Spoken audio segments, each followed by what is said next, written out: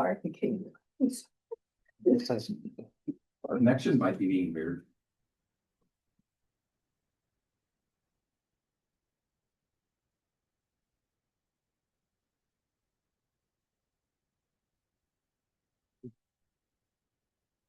We'll just go with Zoom. That's okay. So thoughts?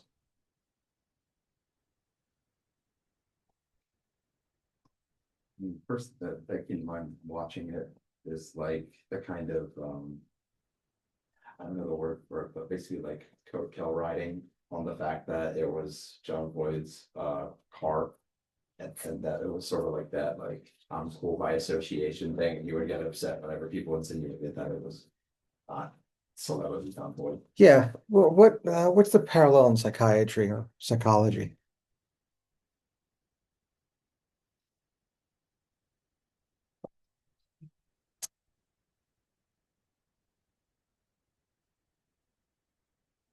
Yeah, I think to start, understanding what is meant by an internal versus an external locus of control. So what are our initial thoughts on that?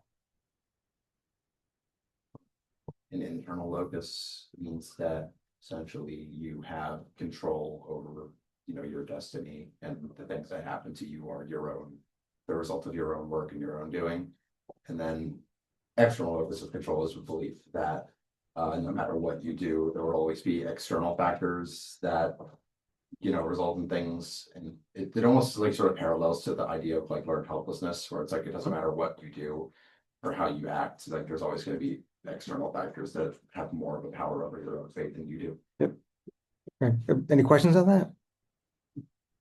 Again, people who understand that irrespective of what others say about them, they're still the same person. Not, I mean, number one would have an internal locus, and not only aren't they at risk for depression and anxiety. Now, there might be other risk factors, of course, but regarding that singular risk factor, not only would they not be at risk, but they actually have a protective factor against anxiety and depression, right? Resilience.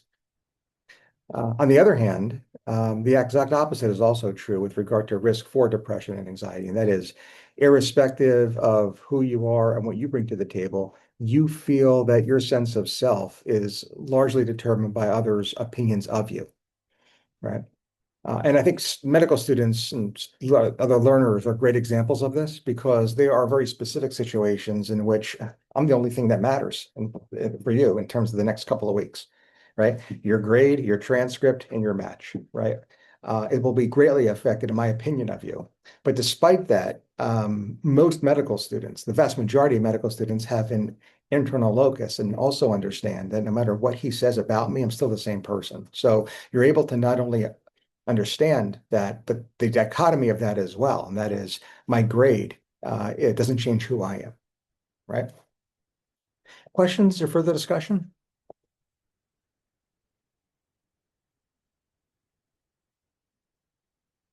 So let's say somebody like George comes to clinical attention due to that anxiety and depression, and he starts talking about John Boyd's car and how frustrated he is, and perhaps even anxious he is, because other people now are debunking the fact that he has a famous actor's car. What's going through your mind in terms of how you best can provide care for that? Prozac dose start at 10, 20, 30, or D, doesn't matter. Yeah, why does it matter? Because the Prozac will never, ever change the faulty cognitive processing that is greatly impacting while your patient is depressed. It's like the medication is probably do like cognitive behavioral therapy to change the thought process. Yeah, especially if you see the pervasive pattern. I mean, if somehow this is in isolation and simply in a vacuum, might be one thing. But the mere fact that he's presenting suggests that it's probably more pervasive than that, and that pervasiveness is lending to clinically significant distress or impairment in his functioning. Right. Other observations for George. Oh, by the way, I'm going to, and this is only a clinical pearl, I'm not really sure it's true, Uh, you've heard me say probably around this table on more than one time now that the number of patients that you treat with medications for anxiety that you don't refer to therapy should always equal zero. So, I mean, incredibly low threshold, maybe a non-threshold um, with regard to psychotherapy referral for anxiety patients. Um, there's probably one exception to the rule, which would be what? Well, there's three exceptions to the rule.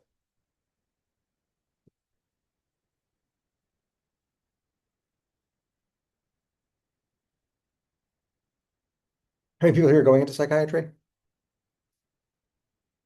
So with the exception of one, the hint is that two of the exceptions you're not going to have to worry about because you'll intuitively address them, except for one person. So if they mention my program, we'll intuitively address it anyway. For Dr. Mintz's program. If your patient's anxiety is due to the physiologic effects of a substance, don't worry about referring to psychotherapy, get them sober. Or as an internal medicine physician, family medicine physician, you find that their anxiety is due to an underlying medical condition like SVT. Treat their heart condition, treat their underlying medical condition. Don't worry about getting them over to psychotherapy too quickly. And the third example would be an illness that is right now published and classified in the trauma and stressor-related disorder chapter of the DSM, which is called adjustment disorder, right? So if you haven't identified, well, actually, let me shut up. What is adjustment disorder? You do have to know the operational definition.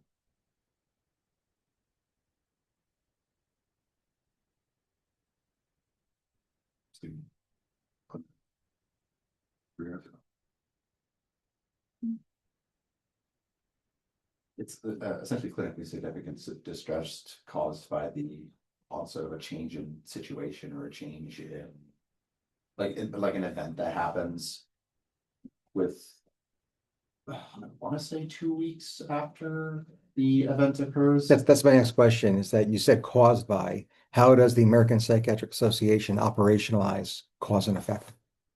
I believe it's a positive sequence like for 2 weeks after the no. It's within 3 months. 3 months. Okay. Yeah. And was the second part of that? Within 6 months of the stressor. Yep. Yeah. And that's for board purposes. That's for shelf purposes. In real life, more stressors are chronic and enduring than they are acute. We're gonna test you on a definition, so we're likely to give you an acute stressor so that we can see its clear termination to test your knowledge of the symptoms then resolving within 6 months of that termination. If it's an enduring stressor, all bets are off, right? Clinically, that's much obviously more confounding situation. All right, so but if your patient has an adjustment disorder, if you identify that the onset was due to this, 2 credit course they're taking, and that the final exam is in 3 days, I'm not so sure that they have to refer to psychotherapy there. So, and the only time you would reconsider that would be after the exam, the person continues to be anxious, and maybe your provisional definition or diagnosis was incorrect. Okay. All right, other characters, Psyfeld.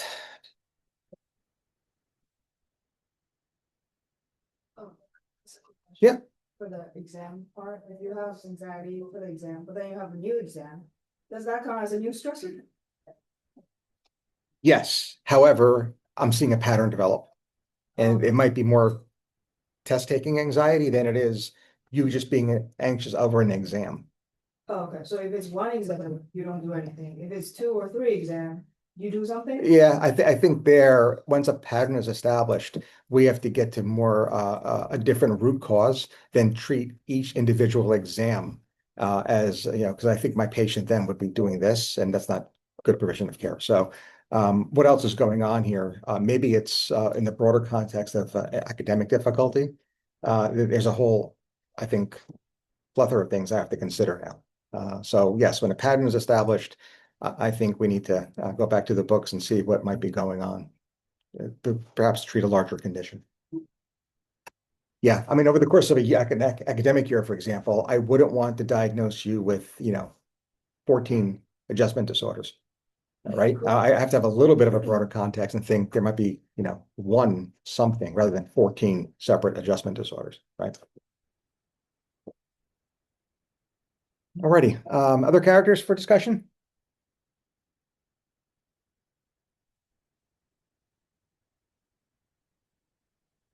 Well, if we want to talk about like locus of control, you could actually, I feel like kind of bring up mom and pop themselves. Because they're blaming Kramer on all these problems when they've been going on for God knows how long. Yeah, You know? most definitely. And I think your observation, I think, pivots nicely to something we just discussed yesterday, and that is how to approach human behavior. I mean, it's a more general approach.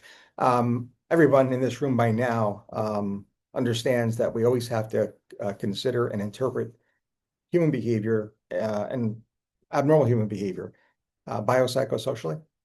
But we also should consider what predisposes, precipitates, and perpetuates illness behavior too, right?